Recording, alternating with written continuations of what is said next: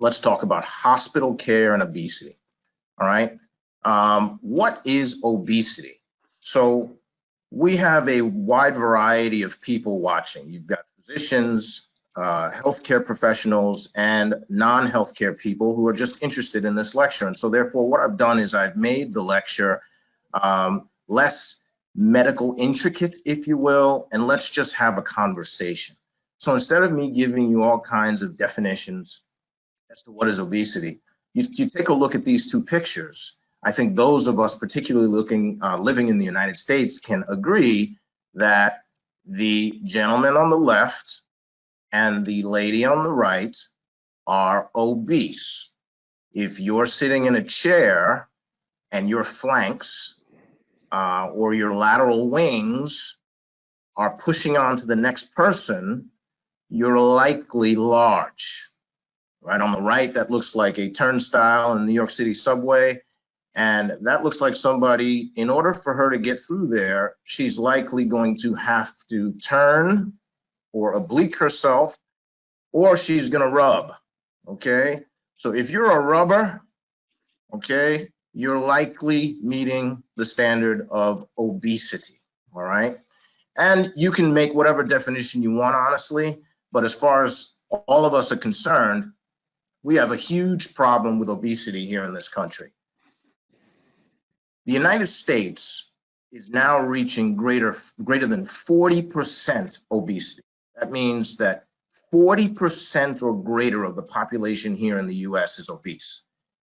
And for some of my Colombian and Brazilian colleagues, I compare to your countries in which Colombia is rated at about 22.3%, and Brazil is about 22.10%.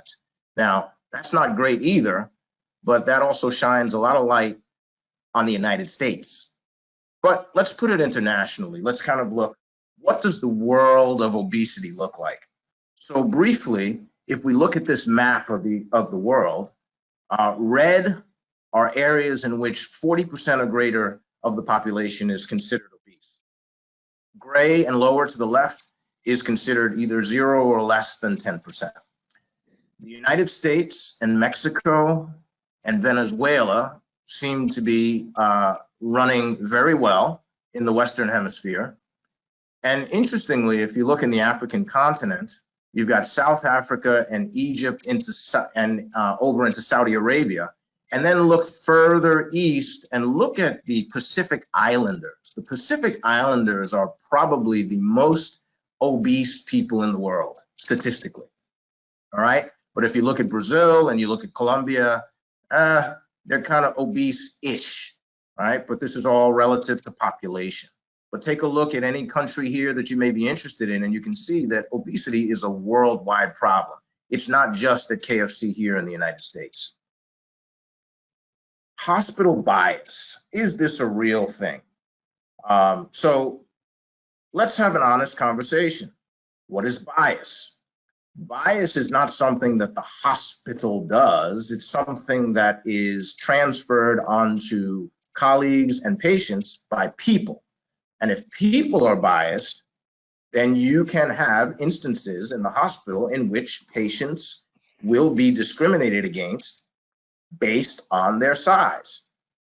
That's being honest, right? So there have been many examples in which we may get a consult in interventional radiology, for example, and they'll say, we need to see this patient because they have XYZ problem.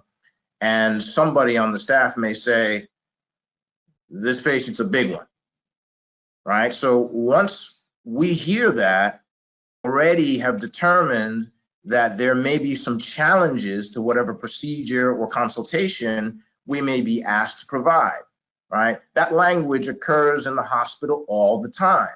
Some of it is just purely individual bias. And some of it is honestly, as you'll see through the talk, it's important to know because it'll affect the way we treat and our ability to treat that patient, right? So this person sitting here on the couch, if I look at this individual, I already know that I'm going to have major challenges in the treatment of this individual just because of their body habits. You see the low-lying belly going between the legs. You look at the size of the person's calves and the size of their feet, right? And even some of the skin changes going on in the shin and the calf. I already know that this is a challenging patient. Why so? Let's talk about how we are challenged in the acute care setting, and therefore how you, as a person who may be struggling with obesity, will in turn be challenged with meeting successful treatment goals. The first thing is we deal with a lot of delays when we have to get transportation for patients that are large. In the hospital setting, it's our responsibility to keep the patient safe at all times. So something as simple as finding a wheelchair that may be large enough to fit a person can delay your care, okay? If you can't get in the wheelchair and you need assistance, that can delay your care. If you look to the bottom right, you see it may require more than one or two people to help larger people move from bed to table and vice versa, right? And that requires a delay because now we have to call out and ask for help. We need lifting help in room 6, lifting help in IR suite 4. You have to lay there longer because now we need more people to help you move. The young lady in the middle is doing a poor job of demonstrating how much pain she's in, but we get the idea. We have injuries to a lot of staff because we're constantly lifting heavier and heavier patients here in the United States. Access. Now, as a radiologist and as somebody who does a lot of interventional work, access. When you come into the hospital, whether you're mildly sick, moderately sick, or severely ill, you're likely going to be receiving some sort of intravenous fluid, and therefore you're going to need access. The larger you are, is the harder it is to obtain that access. Okay, if you look to the arm to the left, that looks like a relatively reasonable arm size where I can see some of the veins in the hands. The arm to the right looks like a relatively decent arm size where we should be able to reasonably get access. But as you get larger, our ability to access you becomes more difficult. If you look to the left, we often use landmarks.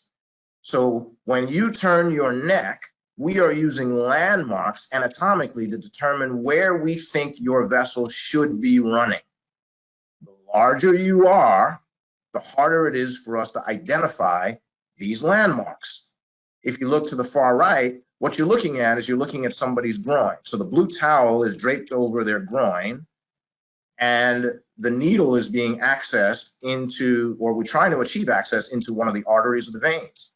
Now, why is this important? Medications are administered this way. Fluid is administered this way, okay? And even blood pressures can be obtained through this way if we're having difficulty or we're having a complex procedure where we need to get a more accurate blood pressure. I ask everybody listening right now, I want you to feel your neck, okay, and turn your neck to the side. And you need to ask yourself, if somebody needed to emergently get a catheter or IV in you to save your life, to give you life-saving medication, would they have difficulty feeling your anatomy in order to determine where that catheter needs to go? You can imagine the shorter your neck is, the thicker your neck is, the bigger your face is, the closer your jaw is to your shoulder, is the more trouble we're going to have accessing you. I can remember as a medical student, I'll never forget, a patient that came in as a nurse from a nearby institution, and she needed immediate airway management because she had asthma and her airway shut down. And I watched as a medical student, the ER doctors frantically try to put an IV in her neck or in her groin and couldn't achieve access because she was so large, nobody could find anything. Here are some of the things that obesity brings in the hospital. Over consultation. What does that mean? There are different doctors in the hospital of different specialties. You may come in with a relatively straightforward and a relatively simple issue, but because of all of your comorbid factors that come along with obesity at times, such as high blood pressure, diabetes, high cholesterol, kidney disease, now we're asking more and more doctors to come help us manage you. So instead of you just coming into the emergency room and having the emergency doctor manage you, now you've got the nephrologist or the kidney doctor, the cardiologist is coming in to help. Everybody is being called to help because of your existing comorbid factors. Not to mention you're adding to the cost of your care because each one of those doctors is going to add a bill. All right.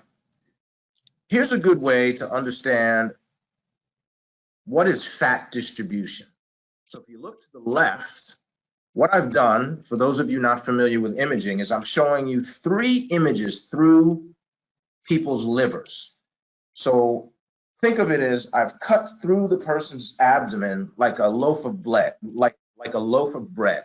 And I've taken that loaf and I flipped it up on the side.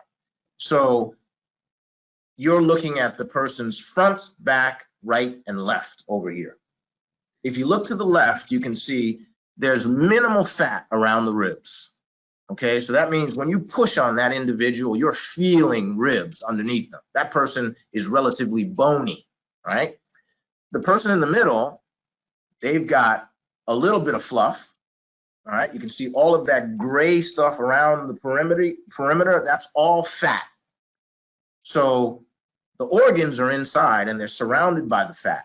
That's a typical American body in the middle, which is a decent amount of fat fluff, right? Cushion, as people say. And then to the right, you've got a large amount of that dark gray black around the central structures. That's a lot of fat. So you've got skinny, typical American in the middle, and that's a big person to the right. Now, how can this affect your care?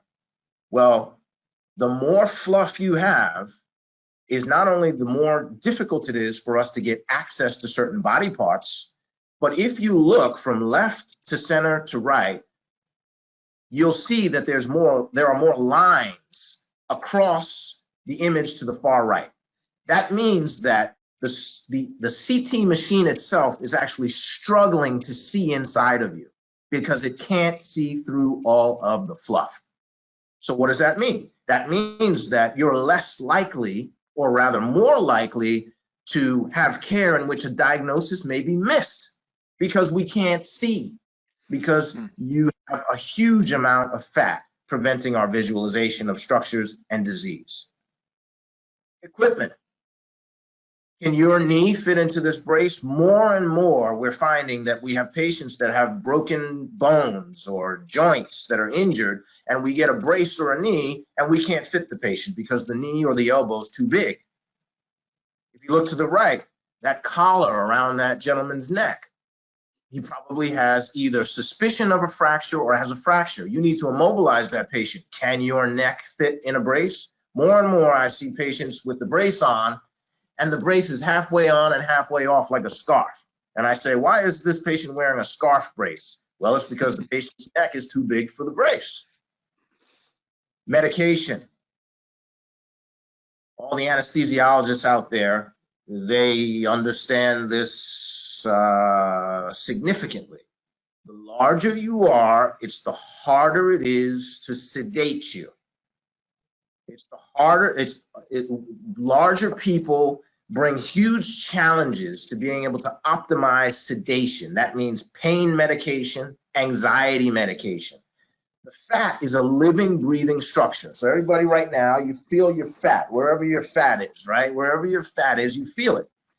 That fat is not just there for you to pinch it in the morning before you go to work. That fat is living and breathing. So that means when medications are administered, they're actually circulating within the fat. The larger you are, the more storage of medication you have, which means when you wake up from surgery and you're in pain, and they say, all right, give Mr. XYZ more pain medication, there may be challenges because Mr. XYZ already has pain medication circling around in his body. So now you're at risk of over-sedating that individual. Significantly, we're seeing that larger patients also, when they stop breathing or they achieve apnea, if they stop breathing for any moment, they don't have the oxygen reserve to be able to keep them functioning, oxygenating their blood as well as a smaller person. Intubation, larger tongues, smaller airways, it leads to more difficult intubation or putting tubes down people's throats to help them to breathe. That woman I told you about when I was a med student, she passed, died on that table because the doctors were not able to achieve venous access or put a tube down her throat because her neck was so short and so thick and her tongue was so large they couldn't see to put the tube down. Died on the table. I'll never forget that. Wound healer.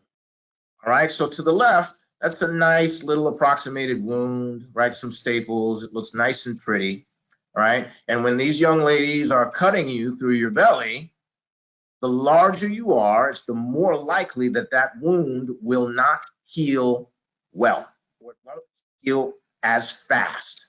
Or sometimes, like the picture to the lower right, you have dehiscence, which means that the wound sometimes can actually break apart. And once wounds break apart, now you got to worry about infection if that wasn't the cause from the very beginning. Thrombogenic, right? What that means is clots. You hear about people getting DVTs and lung clots, clots in the lung, clots in the lower extremity. The larger you are, through the science of clot formation or through God, whatever you want to call it, you're at higher risk to develop thrombus or clots in your legs that go to your lungs and could kill you. COVID and obesity.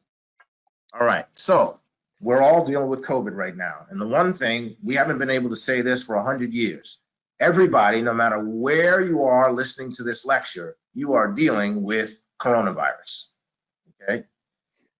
We are now seeing, particularly here in the United States, that because of our 40% or larger population of obese people, we are having correlations between bad COVID infection outcomes and body size. Okay?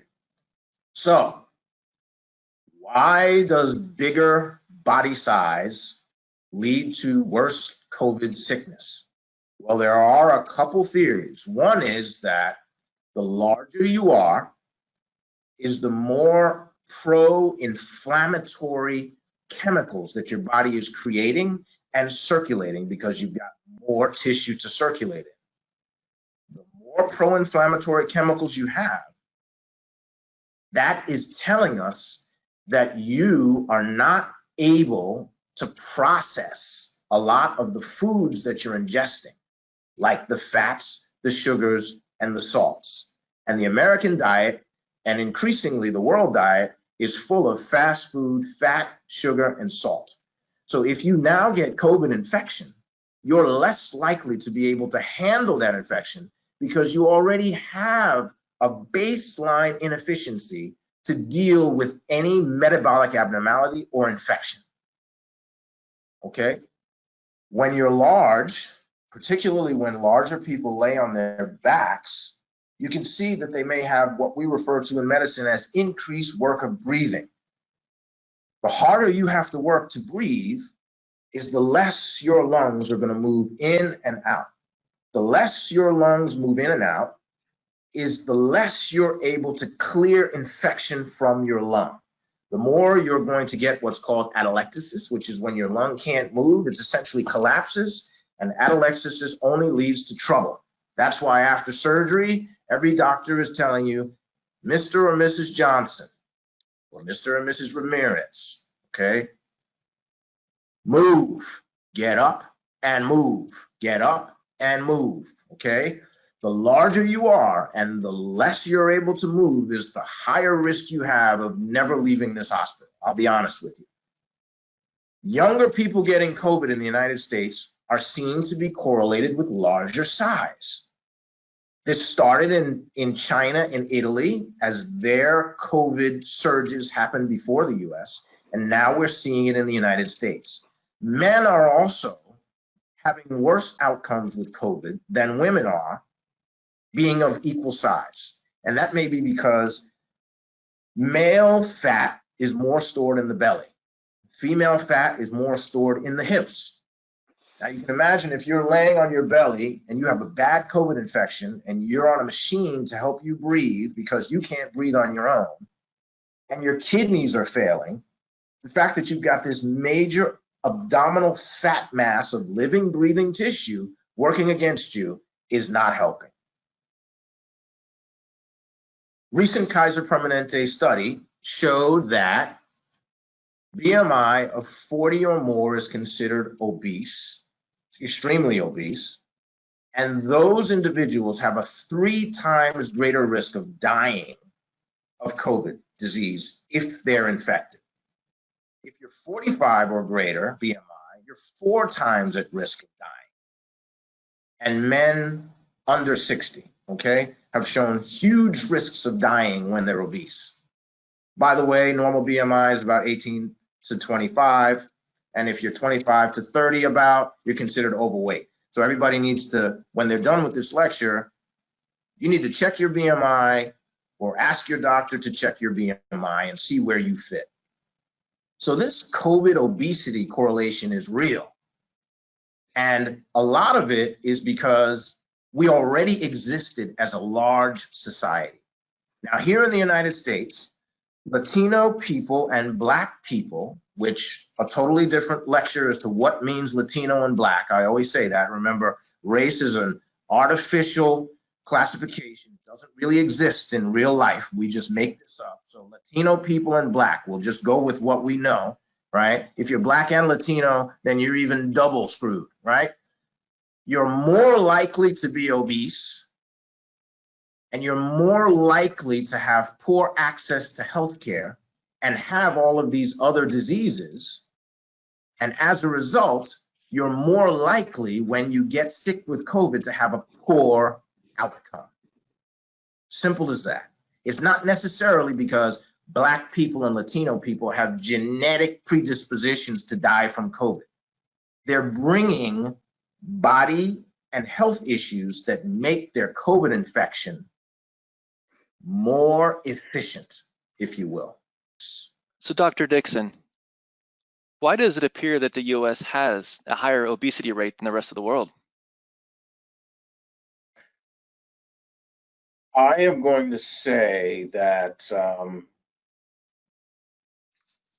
it appears, and I put appears in quotes because we're going to go with that. It appears so, probably because it's close to being true. It is not the most obese country in the world. But let's talk about some of the reasons why American citizens appear larger, okay? First, let's talk about culture. Any population is inexorably linked to its culture.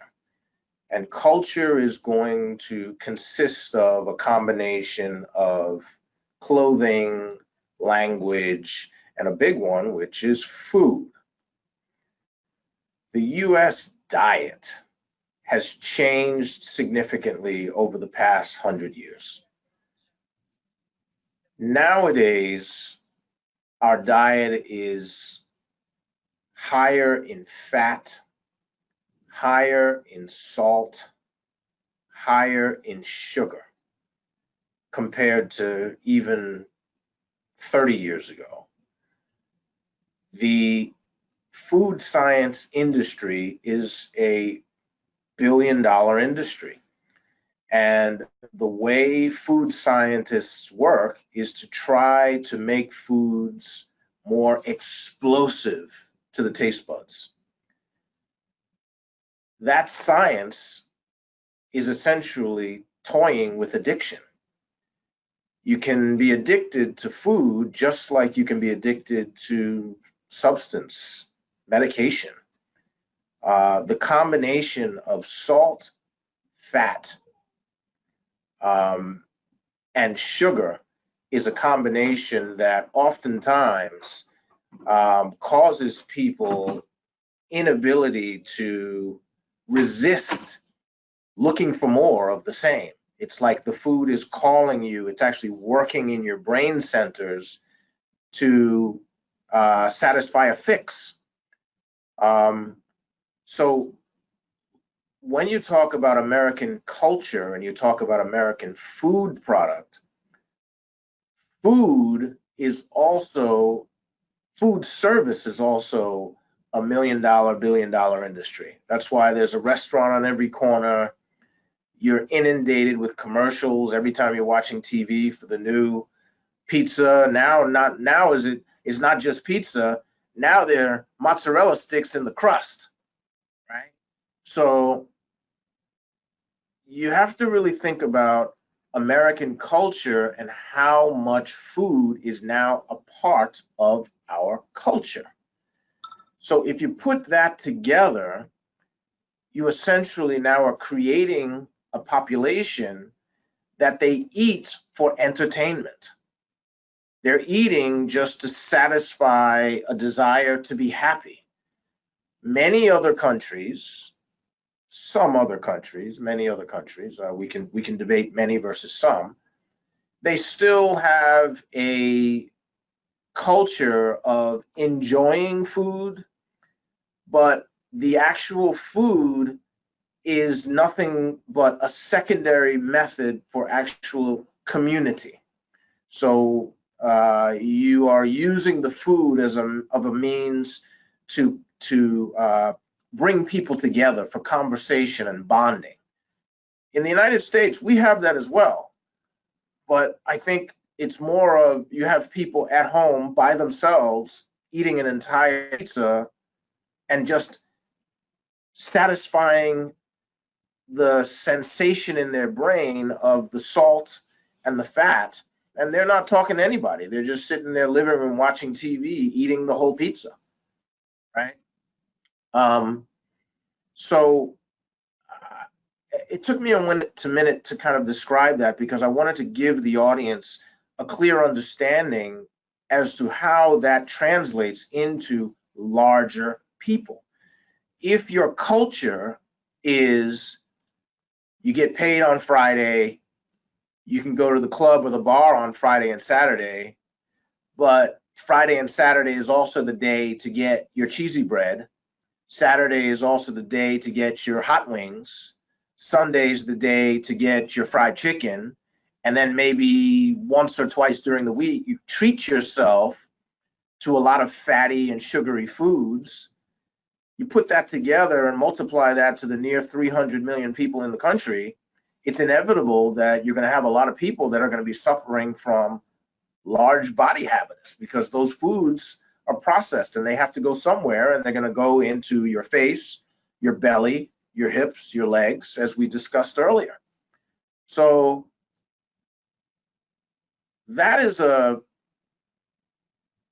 pretty good explanation as to why it appears that people in the United States are larger, is because we live in a food-centric economy. There are studies that show that people that come from other cultures, when they move to the United States, they often immediately now suffer from obesity, diabetes, high blood pressure that they never had when they were living in their respective homes.